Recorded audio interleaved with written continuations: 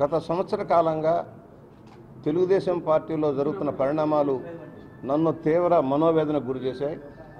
Party ఆవిర్భావం నుంచి 1982 మార్చి 29 దగ్గర నుంచి పార్టీ ప్రారంభించిన దగ్గర నుంచి కూడా పార్టీకి ఒక జవరూపాలు కల్పించడంలో ఈ 2 జిల్లాల్లో విశేష కృషి చేసిన వాడిని, అనేక మందికి మార్గదర్శనం అవకాశాలు ఇచ్చిన వాడిని. ఈ రోజున జరుగుతున్న పరిణామాలు బాధాకరంగా ఉన్నాయి. ఇవాళ పార్టీ సిద్ధాంతాలకు భిన్నంగా వెళ్తోంది. ఎన్టీ రామారావు గారు ఏ ఆత్మాభిమానంతో పార్టీ పెట్టారో, ఈ తెలుగుదేశం పార్టీ అందరిది అన్న భావనలో మనం వెళ్ళాము. దానికి భిన్నంగా ఆయారాములకి గయారాములకి కేంద్రంగా మారటం చాలా బాధాకరం. ఎవరి కోసం? రామారావు గారు పెట్టింది దీనికోసమేనా? మనం పనిచేసేది వీళ్ళ కోసమేనా?